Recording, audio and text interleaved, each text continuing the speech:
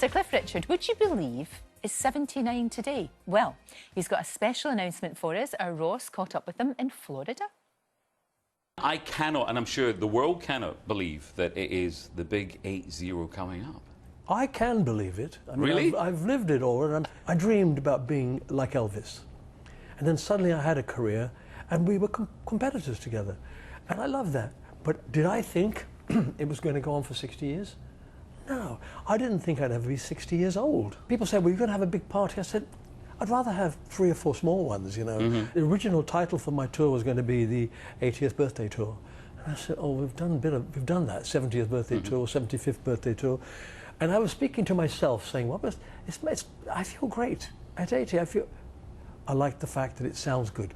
The Great 80 Tours. And it's going to take you all over the country. I start way up north. I've got it written down here somewhere. Yeah, you're going to Glasgow. Then you're going to finish up at the Albert Hall. Oh, look, and now that I've found it. Look, Gateshead, Glasgow, Blackpool, Birmingham, Nottingham, Sheffield, Manchester, Bournemouth, Brighton, and the Albert Hall in London. 2 nights. I've been lucky in one respect with the music, but the other aspect of my life has been not being sick.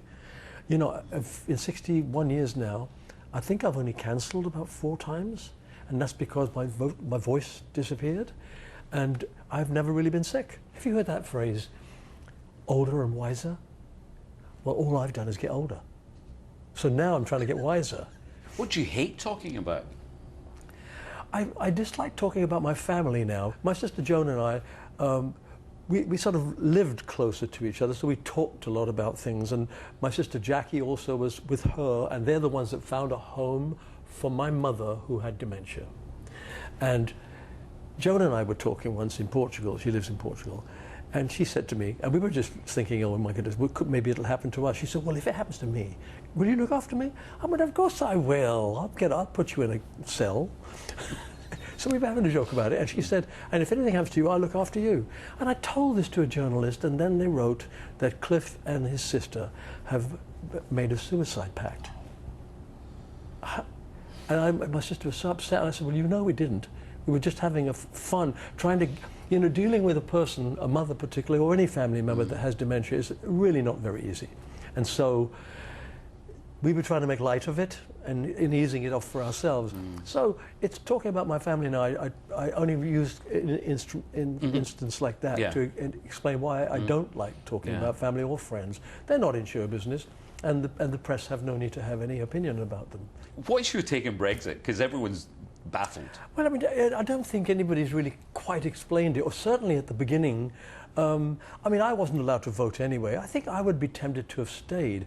Yeah, I can understand saying, oh, it would be great if you were just English and British again. But why throw away, you know, when things weren't that bad? 2005, a couple of friends here, and another sir, and a dame. Goodness. Where would that be, though? So that was the annual White Tie and Tiara Ball 2005. Ah, okay. David Elton and Scylla. Fantastic. Oh, Scylla, Mr. Still, in Barbados. She comes into every conversation, since even when she passed, still, well, there's 2 years, 3 years now. It's amazing. She comes into everybody's minds all the time. She was a fantastic friend, and she became a very loyal friend, you know, really loyal enough to say to me once, when the whole thing was happening with the BBC and stuff, if they don't come good, she said, I'm going to give that award back. I said, what award? She said, oh, I've got an award from... I said, oh, keep it. No, I'm going to give it back. So she was a very loyal friend.